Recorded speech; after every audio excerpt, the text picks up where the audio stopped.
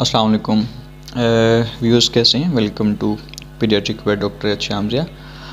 आज का जो ज़रा टॉपिक है वो हमारे ज़रा कंटेंट से हट के है। बेसिकली ये उन लोगों के लिए है जो कि रेजिडेंसी में अप्लाई करना चाह रहे हैं और अपना मेरिट जो है वो कैलकुलेट करना चाह रहे हैं, क्योंकि जो CIP है, सेंट्रल इंडक्शन पॉलिसी के तहत एक नई पॉलिसी अनाउंस हुई है जो कि पहले वाली पॉलिसी से ज़रा डिफरेंट है। मेरिट की कैलकुलेशन ज़रा डिफरेंट है। बेसिकली हम इसमें उसी को डिस्कस करेंगे ताकि जो है हमारे बहुत से जो व्यूअर्स हैं उनके लिए आसानी हो सके, हम उनके लिए कुछ फ़ायदा कर सकें। ये टोटल स्कोर जो है वो इंडक्शन का 100 होता है।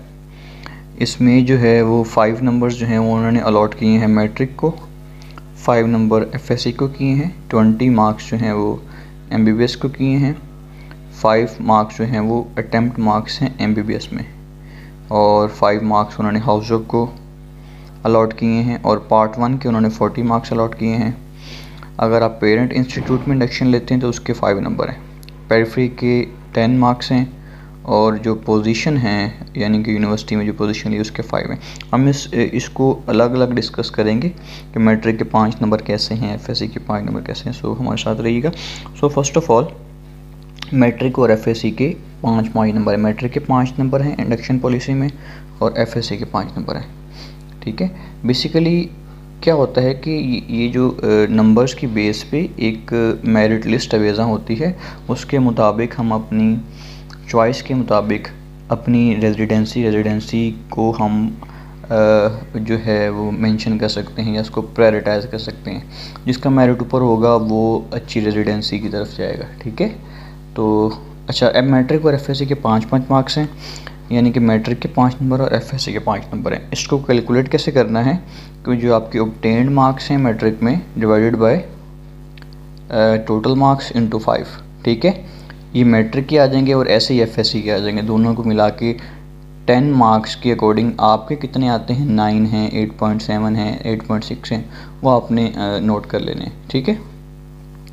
सेकंड वन इज़ कि MBBS के जो मार्क्स हैं, MBBS के मार्क्स जो 5 प्रोफेशनल्स के आपने कैलकुलेट करके और टोटल मार्क्स के डिवाइड कर देना है उनको, और 20 से मल्टीप्लाई कर देंगे।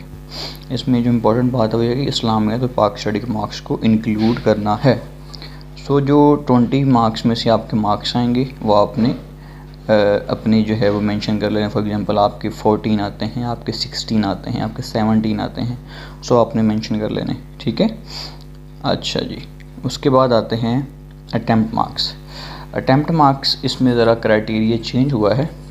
इसमें ये है कि 75% अबव मार्क्स हैं पहली अटैम्प्ट में हर एक प्रोफेशनल एग्ज़ाम में। फॉर एग्जांपल हमारे 5 एग्ज़ाम होते हैं, हमारे हर एग्ज़ाम में 75% अबव हैं और फर्स्ट अटैम्प्ट है तो हमें 1 नंबर मिलेगा।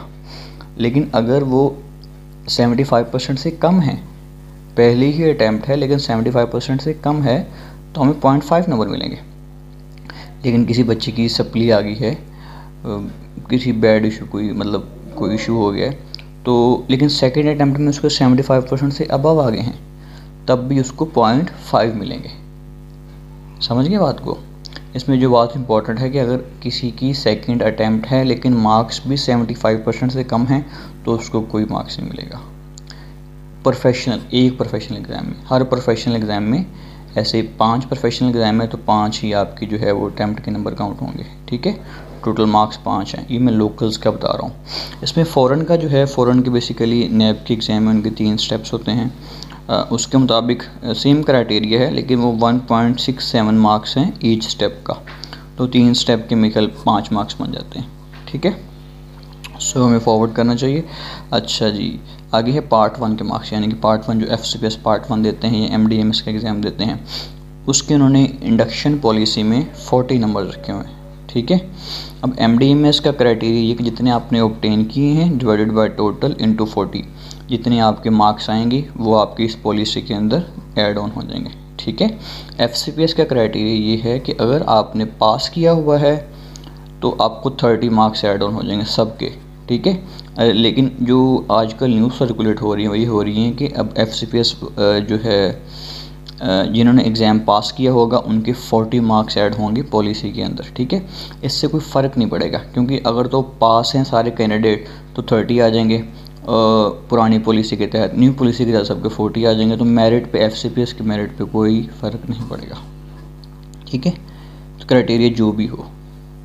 हाउस जॉब के मार्क्स बेसिकली हाउस जॉब के मार्क्स जो हैं इसमें, अगर तो आपने गवर्नमेंट या प्राइवेट इंस्टीट्यूट से ग्रेजुएशन की है पंजाब में और उसी इंस्टीट्यूट में हाउस जॉब की है तो आपको 5 मार्क्स मिलेंगे। आपने पंजाब के गवर्नमेंट या प्राइवेट टीचिंग इंस्टीट्यूट से यानी कि पढ़ा है, लेकिन हाउस जॉब आपने उसी इंस्टीट्यूट में नहीं की है, किसी और इंस्टीट्यूट में की है, पेरेंट इंस्टीट्यूट में नहीं की है, तो आपको 2.5 मिलेंगे। अगर कोई फ़ॉरेन बाहर से पढ़ के आता है और यहाँ पे उसने टीचिंग इंस्टीट्यूट में हाउस जॉब किया, उसको 2.5 मिलेंगे। अगर कोई किसी और सूबे से पढ़ के आता, फॉर एग्जाम्पल कुछ लोग सिंध से पढ़ के आते हैं या कुछ लोग KP वगैरह, अगर तो वो इधर आके हाउस जॉब करते हैं किसी टीचिंग इंस्टीट्यूट में पंजाब के, तो उनको 2.5 मार्क्स मिलेंगे। इसके अलावा कोई मार्क्स का क्राइटेरिया नहीं है। नेक्स्ट वन कि अगर आपने पेरेंट इंस्टीट्यूट में इंडक्शन लिया, फॉर एग्जांपल आपने किसी इंस्टीट्यूट से ग्रेजुएशन की तो आप उसी में ही इंडक्शन ले रहे हैं। मिसाल के तौर पे किसी ने इल्लामा इकबाल से किया, उसी में इंडक्शन ले रहा है, ठीक है, तो उसके 5 मार्क्स ऐड होंगे। अच्छा, पोजीशन, पहले यहाँ पे डिस्टिंक्शन के मार्क्स को ख़त्म करके पोजीशन के मार्क्स ऐड कर दिए गए हैं। इसके अकॉर्डिंग इसकी फर्स्ट, सेकंड और थर्ड पोजीशन होगी, उसको हर 1 नंबर मिलेगा, ठीक है। फॉर एग्जांपल अगर एक प्रोफेशन में 1 पोजीशन आ गई, उसके सेकंड में भी यूनिवर्सिटी में पोजीशन आ गई, थर्ड में भी आ गई, यानी अगर 5 प्रोफेशन में उसकी यूनिवर्सिटी में पोजीशन है तो टोटल मार्क्स 5 ऐड ऑन हो जाएंगे, ठीक है। इसमें मैं नोट बताता चलूँ कि कॉलेज लेवल पे जो है वो पोजीशन नहीं है, यूनिवर्सिटी लेवल पे जो है वो पोजीशन की बात हुई है, ठीक है। सो हमें फॉरवर्ड करना चाहिए। पेरिफेरी के मार्क्स, ये एक बड़ा मतलब कि बोल्ड स्टेप है। इसमें पेरिफेरी के मार्क्स जो हैं वो कम कर देंगे। पहले 20 मार्क्स से इंडक्शन पॉलिसी में अब 10 कर दिए गए हैं। BHU RHC के 1.25 मार्क्स फॉर एवरी 3 मंथ, और DHQ और टीचिंग जो है वो तहसील हेड क्वार्टर्स के 0.75 मार्क्स फॉर एवरी 3 मंथ, और टीचिंग हॉस्पिटल के 0.5 मार्क्स फॉर एवरी 3 मंथ, ठीक है। सो इसके अकॉर्डिंग आप कैलकुलेट कर सकते हैं, मैक्सिमम 10 मार्क्स आप ऐड कर सकते हैं, ठीक है।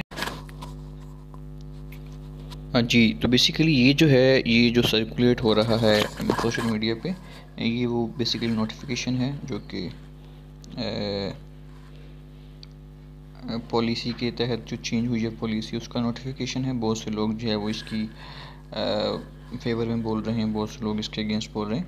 हर किसी का एक डिफरेंट ओपिनियन होता है, लेकिन जो मेरा कंक्लूजन है वही है, एक तो इसमें जो स्टेप्स का फ़र्क आया वो बताता चलूँ कि एक तो रिसर्च के मार्क्स जो हैं वो ख़त्म कर दिए गए हैं, और दूसरा जो है वो पेरिफेरी के मार्क्स कम कर दिए गए हैं, तीसरा मैट्रिक FSC के मार्क्स ऐड किए गए हैं, और बाकी कुछ ऊपर नीचे चेंजेस किए गए, ठीक है।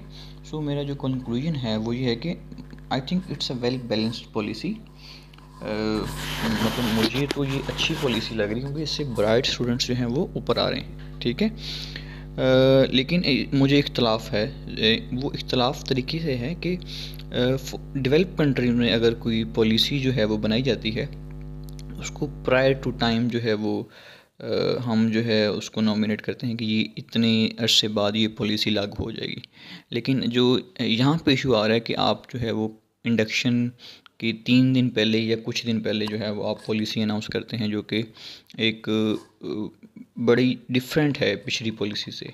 सो ये इसको ज़रा थोड़ा सा नोटिस करना चाहिए। लेकिन मेरी ओपिनियन में वेल बैलेंस पॉलिसी है, लेकिन जो एग्जीक्यूशन है वो तरीक़ाकार ठीक नहीं था, ठीक है। सो होप फॉर बेस्ट सबके लिए जो है वो दुआएं। अल्लाह आपका हामी नासिर हो। शुक्रिया।